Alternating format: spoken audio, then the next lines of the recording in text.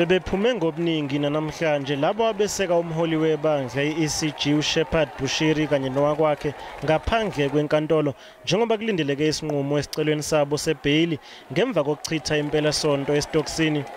Inkantolo iqale ngokulalela izicelo ezimayelana nabanye abasolwa ababili abazofakwa ohlwini lwabasolwa kuleli cala.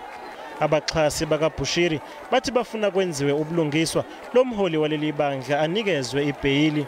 Let this law be a law that is fair to everybody in terms of if the person is not guilty, why do you not even give him a bail? That is not justice. Hayi abakaboni lutho lo muntu akenzanga lutho umejawana akenzanga lutho khathi basazolibona iqiniso bazobona eqineni ukuthi who is this guy ubani lo ya olapha abakaboni lutho eqineni bazomlandela ilizwe lonke lizomazi umejawana ukuthi ubani lona. Amalungu waleli bandla ayakuphika ukuthi uBushiri wenza imali ngendlela engafanele.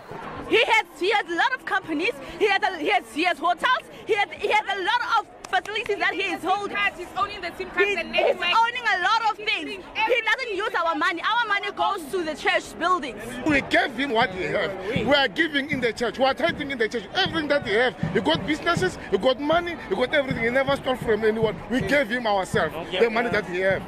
Izolo ungqongqoshe wezasekhaya uDokotela Aaron Motsoaledi uveze ukuthi lo mnyango usuphenya indlela uBushiri kanye nomkakhe abanikezwa ngayo ubuzwe baseningizimu Afrika.